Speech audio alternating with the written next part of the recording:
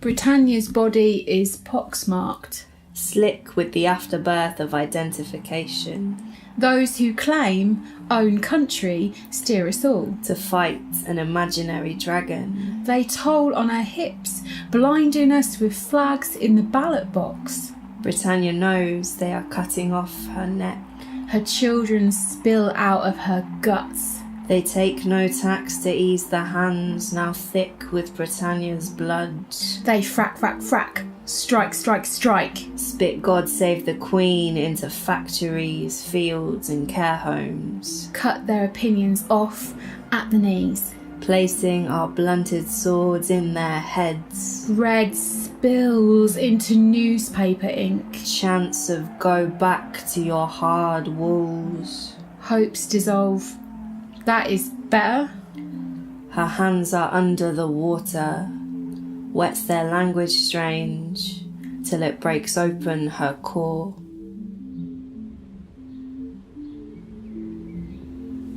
It is Peterborough on Sunday.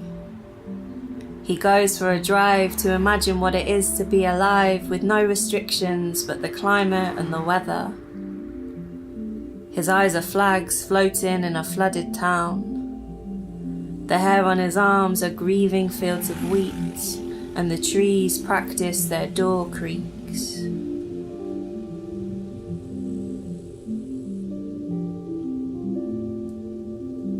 Frankie says, relax, and my dad says, get in the van, to an 8-year-old fuzzy me who dreamt of Shakespearean fairies.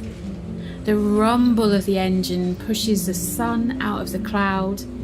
My dad wrestles with a wheel that navigates the ship around crescents and new roads. It sails with me standing in the back, skating on my dad's singing. The tired hustle bustle of early pickups, the tussle struggle of finding a seat, the tumble rumble of transit wheels, the click clack of factory machinery. With each pit stop, the boat is heaving with gaggles of women ready to plunge into a new day. Cul-de-sacs with fake picket fences disappear into a sea of fields, crashing into waves of mustard and wheat. Cars pass by on a thin ribbon road, fleeing the red rust of the dawn, bursting out of blue everything. With more daylight, there is just muddy plains and tufts of beet. The pitter-patter of piecework pay, the chitter-chatter of carrot topping, the smitter-smatter of sugar beating, the splatter-patter of tight harvest rows. I wait for the women to leave the hull, whilst I rub my fluorescent yellow leg warmers together. My dad, the captain, pops open a seat to reveal today's weapons. Not cannonballs, but slim and worn staffs with a metal head that smiles. Each lady grabs their chosen instrument. Some argue with grins that someone has their favourite. All tongue stop. As my dad becomes the star of the show, cracking a joke too sarcastic for my little brain to understand, but I capture it. One day in my future, I will unleash it on an unsuspecting teacher in PE. I run into the field, shouting, so the birds flee and the women laugh. Heat hits my skin like the lights on top of the pops.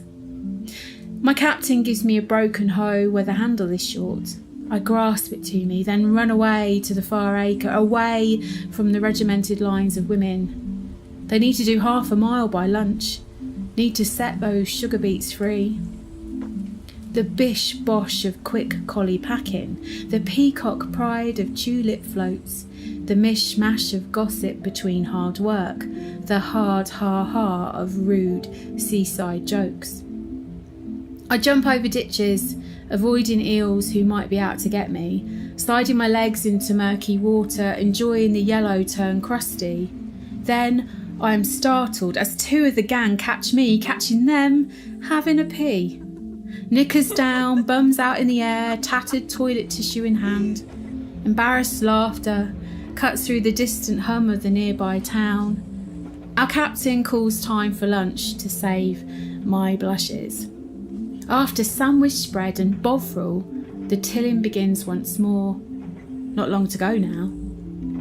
The grumble of the call to stay late, the tush-hush of the foreman inspecting, the knock of the delivered brown wage packet each Friday, the rustle-scrumple of hands checking the weekly pay. The women would catch me sinking my hands into the dry topsoil, scooping up wet dark, using baby-bumped fingers like sieves, searching for opaque bottles with magic messages from beyond, words like Oxo and Coleman's. I'd collect torn pieces of china painted with flowers from spring that had already bloomed, placing each broken piece in my skirt. My hands were as black as the ace of spades, and my puffball pockets were full to breaking seams, tumbling crockery down polka dots. With the weight of time in my clothes, I slumped on the grassy edge. Lightning thoughts struck me that those workers were more than money by the hour. They were the quickest ploughers. So finite were their skills that the burnished plants were protected and clean once more. I waited for the women to fill the plank seats. I scrambled in, sweat, dirt and pottery. I would always fall asleep on Mrs. Hudson's shoulder, the best giggling pillow I ever had. Then, the chitter-chatter of the journey home, the bragging banter of stories that could restart in the morning. Too many harvests have now passed. I would no longer be seen dead in a puffball skirt.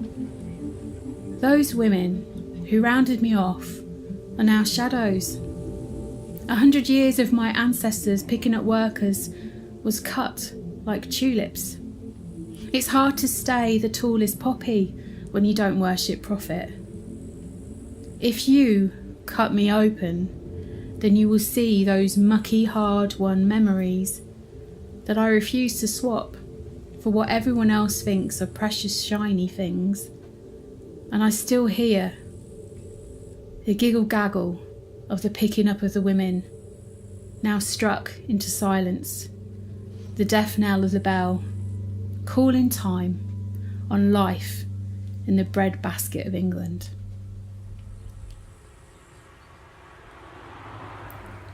It is Peterborough on Monday. Most people live their lives like the bins in Cathedral Square, he thinks. Conscious on the surface, separating the truth and the lies, a hole for recycling and a hole for other waste, both leading to the same place. His feet are bullets in the earth's skin, and he takes his recycling home again. Sapnai išsapnuoti ilgesiu, lietus ilgesiu išverkti, širdis sustingėsi virpusiu, nerimo bemiegiai nakty, emigracijos nesunešiojamos kurpės ir pyragai grįžimui namo taip ir neiškepti, su kiekviena diena vis labiau slegiančios ir graužiančios atskirties dulkės ir ilgėjantis begalybėn keliai, nenueiti. Tarsi sapnas būtasis laikas, kurio niekaip užmiršti negali. Tarsi mažas pamestas vaikas klaidžioja svetimoj šaly, užrakintos grįžimui durys, atkirsti grįžimui keliai. Akis plačiai atmerktos žiūri, klausia širdis, kur namai? It is Peterborough on Tuesday. Hard work did not make his girls welcome here. Tomorrow, machines will inherit their worth to compete for cheap labour, for families of super mouths the size of every Lidl, shopping trolleys for teeth. He doesn't blame the humans attached to these mouths. He blames their internet stomachs. They don't report their air miles.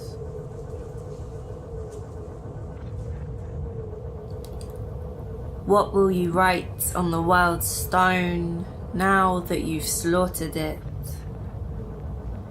Here lies the lies.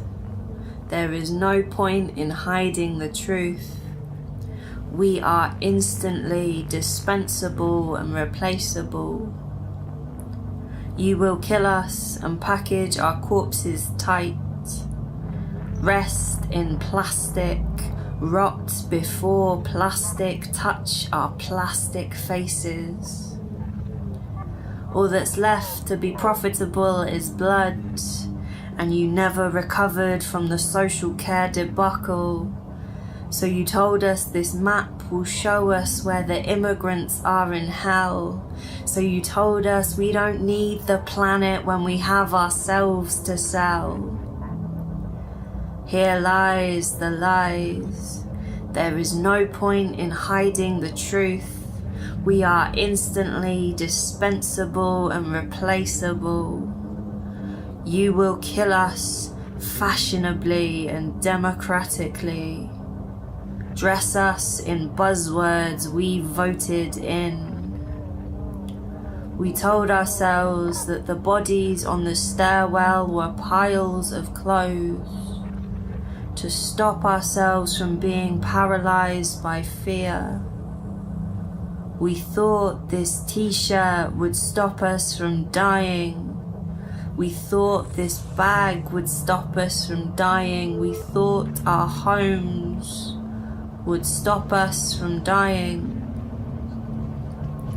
There will be no apocalypse, no cinematic joke. You will send we sea of slogans down a runway of dense smoke. Here lies the lies. There is no point in hiding the truth. We are instantly dispensable and replaceable. You will kill us and be left with all things until the world becomes the earth again and the earth becomes a pathetic, broken stomach. Plastic cups, 50 years. Fishing lines, 600. Cigarette butts, 12. We women, told to mop our mess, leave stains in the form of our sanitary pads. They will take 500 years to rot. Leather shoes, 40. Gloves, 3 months. Styrofoam will need to be burned. We men, told to tender our meat, leave stains in the form of our tinfoil. It is indestructible. You will watch from the center of it all. You who is decent and hugely committed to public service because it is a mandate that must be respected. The earth will chew and vomit forevermore what's left of all things. The free stuff we rich were paying for.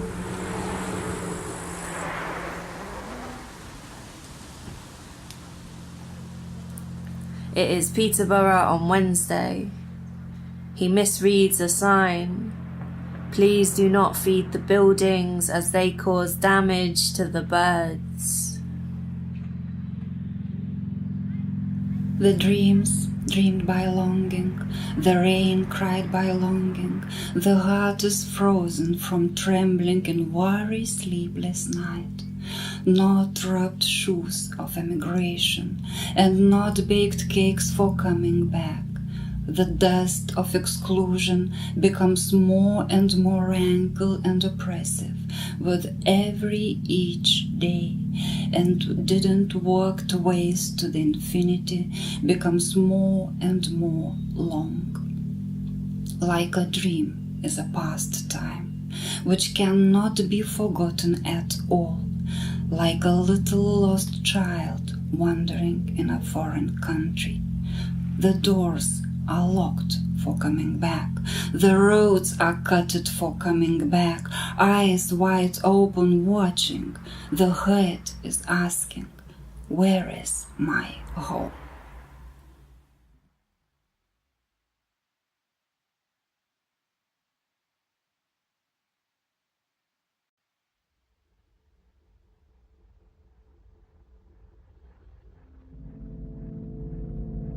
It is Peterborough on Thursday. Language has always been a shit jigsaw puzzle. There are pieces missing, the bits that make the picture what it is.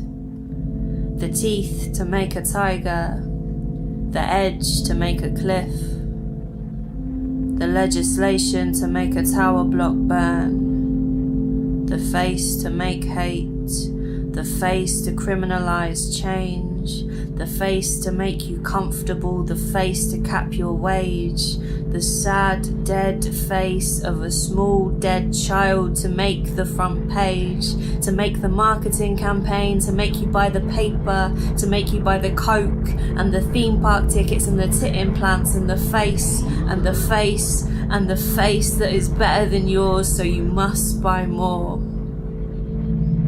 And after that, like, everybody left. Like, always, where would I go? You know, when it's some kind of event or like gathering. You know, when I start to laugh, everybody just laughs. Like, and then everybody laughs how I'm laughing how they are laughing, and when it all comes together, it's terrible. It's like everybody is like laughing for half an hour. So who says you laugh like the Chinese in summer? My godfather. Your godfather? Yes.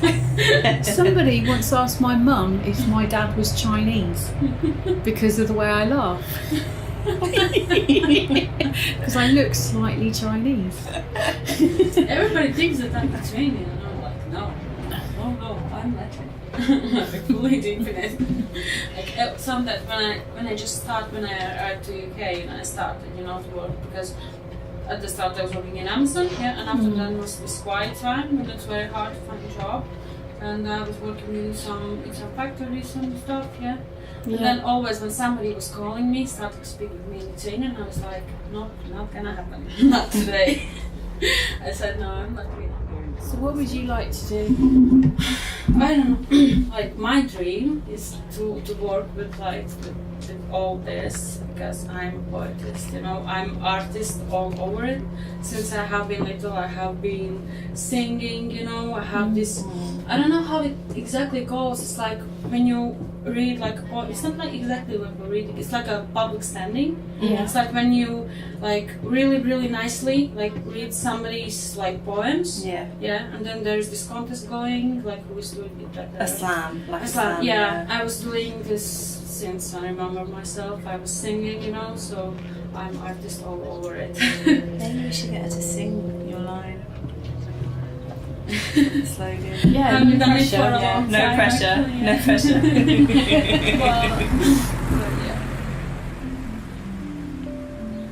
It is Peterborough on Friday. Her eyes are compasses fighting the pull to pack up and go home. He sees it when he picks her up, when he picks them all up. This is like a death in the family, he thinks. His heart is the sound of a cucumber snapping. The work without the worker is where we are headed. Institutions keep us anxious for the collapse. Tired traveler. I'm like a tired traveler who is desperate in the thirst of heat. When I go where my own eyes show me, and the heart is already far away from it, I'm like a wind, irresistible, who hurts all behind herself, like a hurricane, like a dark ocean. How time does it come to the end? I am. But who exactly I am? Am I the lone stranger? Or your friend very close? Or maybe everything has already been lost. But I would like to have a serene dream, ardent, but invisibly invisible, as land still feels my feet, like never-ending autumn. I'm just a tired traveler who goes away with the morning race. It doesn't matter what he says. On my shoulders I will put my cross. Festoon the ancestors. Put mirrors up to them. Hold the glass in your hands till your fingers bleed shards of sky. Reflect the glint of sickles and scythes, cutting the crop at the first dawn. Without their sacrifice, all of history's heroes would have collapsed into themselves. Napoleon would have never met Josephine. Not one suffragette force-fed or hit by a horse, and a man from Galilee never would have fed bread to his disciples. Rub the breaking heads of corn between your wrists, seeds falling over your full belly. Look down at your feet, covered in meadow sweet. It grows around loaves of red, gold, yellow and orange. Crack their crusts and stuff them with ribbons. Make corn dollies, place them everywhere you will ever eat, to remind all of us where that packaged sandwich came from. Show kindness, show kindness. Even after your heart grows grapes, know that when your veins become the vines of fate, every thanks you gave grew another in its place. Gather in these harvests of gratitude and you will be going a long way to protecting the food of the future. It is Peterborough on Saturday. The truth is a mouthful of dandelion seeds. There is a bus travelling down a long road the city is full of. Lines of cars, lines of lampposts, of people, of barriers, of walls. All these lines keep us from rounding each other off. Look around you. Look around this bus. You gaggle of differences, all dug in the dirt, touched the earth, shared a common existence. This is what it takes to change the world. These lines are man-made and can be unmade, mother-made, reclaimed if we work as a unit.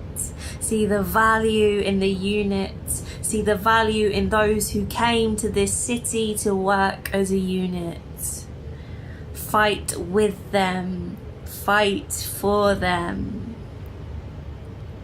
But you know this already. You got on this bus with a mouth full of dandelion seeds. Now spit them out.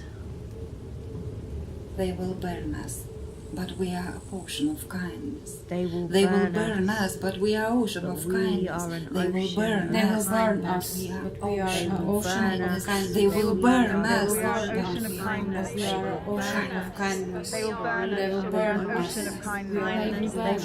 They will burn us. We are an ocean of kindness. They will burn us, but we are an ocean of kindness. They will burn us, but we are an ocean of kindness.